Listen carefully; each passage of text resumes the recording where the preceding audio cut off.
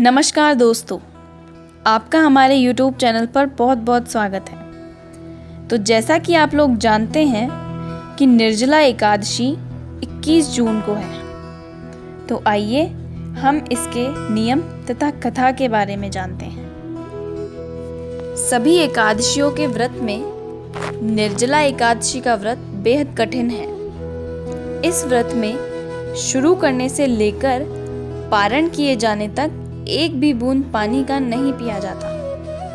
आइए जानते हैं व्रत के नियम, पूजा विधि और महत्व।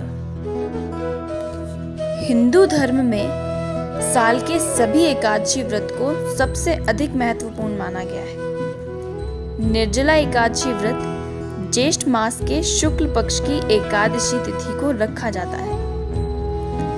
इस दिन व्रतधारी व्रत शुरू करने से लेकर व्रत पारण के समय तक एक बूंद भी जल ग्रहण नहीं करता।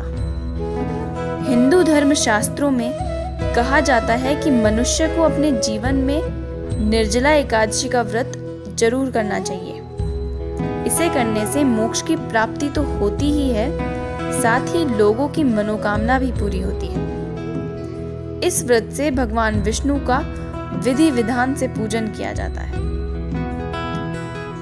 आइए जानते हैं व्रत के नियमों के बारे में। जैसा कि आप सब जानते हैं कि यह व्रत बहुत कठिन है, इसलिए इसके नियमों के बारे में जानना बेहद जरूरी है।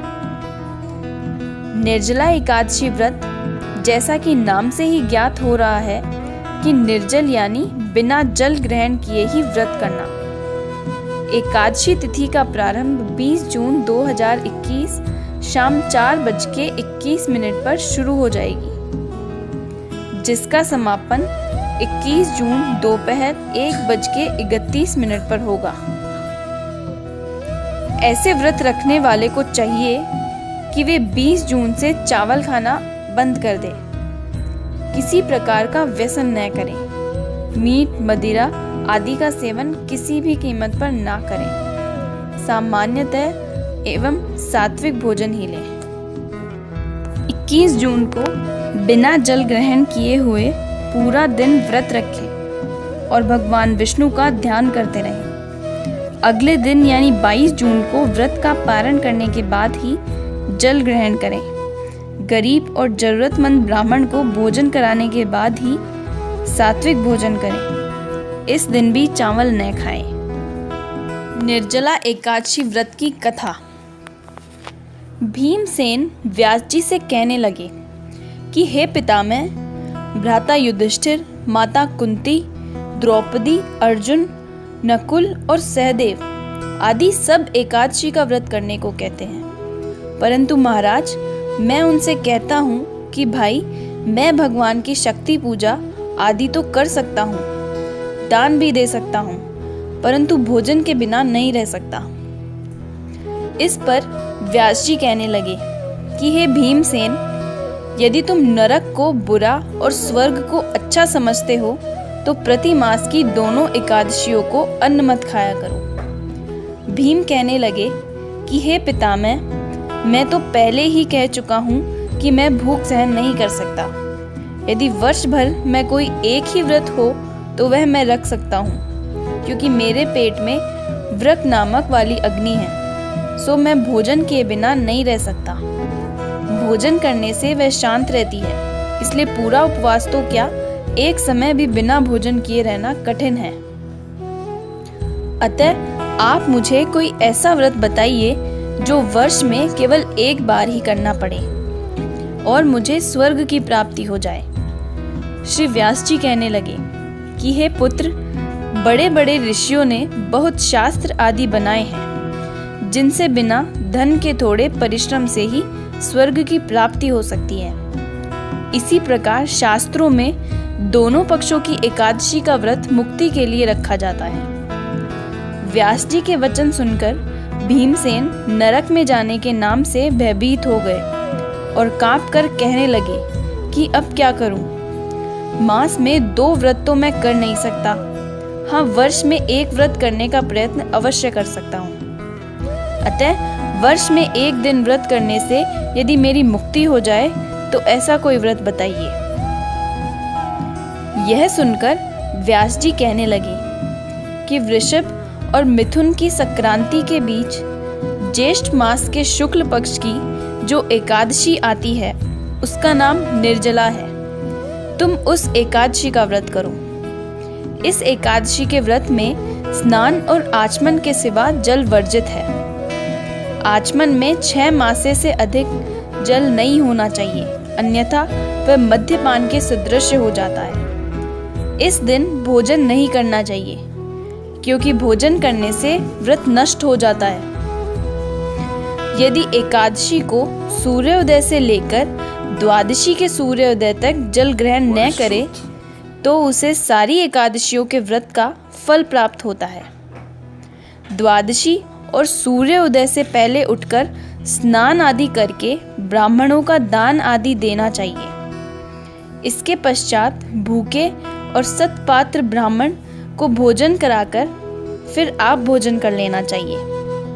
इसका फल पूरे वर्ष की संपूर्ण एकादशियों के बराबर होता है।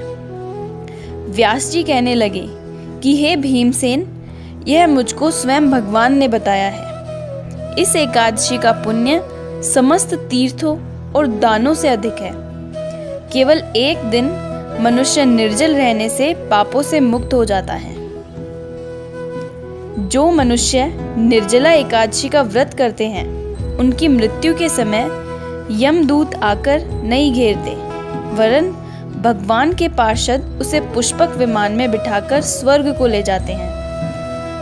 अतः संसार में सबसे श्रेष्ठ निर्जला एकादशी का व्रत है, इसलिए यत्न के साथ इस व्रत को करना चाहिए। उस दिन ओम नमो भगवते वासुदेवाय का मंत्र उच्चारण करना चाहिए और गोदान करना चाहिए। इस प्रकार व्यास जी की आज्ञानुसार भीमसेन ने इस व्रत को किया। इसलिए इस एकादशी को भीमसेन या पांडव एकादशी भी कहते हैं। निर्जला व्रत करने से पूर्व भगवान से प्रार्थना करें कि हे भगवान, आज मैं निर्जला व्रत करता हूँ, दूसरे दिन भोजन करूँगा, मैं इस व्रत को श्रद्धापूर्वक करूँगा। अतः आपकी कृपा से मेरे सब पाप नष्ट हो जाए। इस दिन जल से भरा हुआ एक घड़ा वस्त्र से ढककर स्वर्ण सहित दान करना चाहिए।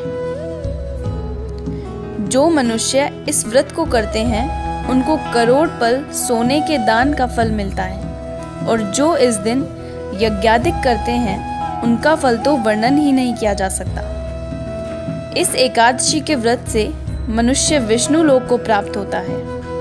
जो मनुष्य इस दिन अन्न खाते हैं वे चांडाल के समान हैं, वे अंत में नरक में जाते हैं। जिसने निर्जला एकादशी का व्रत किया है वह चाहे ब्रह्मा हत्यारा हो, मद्यपान करता हो, चोरी की हो या गुरु के साथ द्वेष किया हो, मगर इस व्रत के प्रभाव से स्वर्ग जाता है। हे कुंती पुत्र, जो पुरुष या स्त्री श्रद्धा पूर्वक इस व्रत को करते हैं उन्हें अग्नि लिखित कर्म करने चाहिए। प्रथम भगवान का पूजन, फिर गोदान, ब्राह्मणों को मिष्ठान व दक्षिणा देनी चाहिए तथा जल से भरे कलश का दान अवश्य करना चाहिए। निर्जला के दिन अन्न, वस्त्र, उपहान आदि का दान भी करना चाहिए। जो मनुष्य भक्ति पूर्वक इस कथा को पढ़ते या सुनते हैं उन्हें निश्चय ही स्वर्ग की प्राप्ति होती है। तो दोस्तों, ऐसी ही जानकारियों के लिए हमारे चैनल को सब्सक्राइब कीजिए, और अगर आपको हमारे वीडियोस अच्छे लगे तो उन्हें लाइक और शेयर भी कीजिए। धन्यवाद। जय हिंद। वंदे मातरम।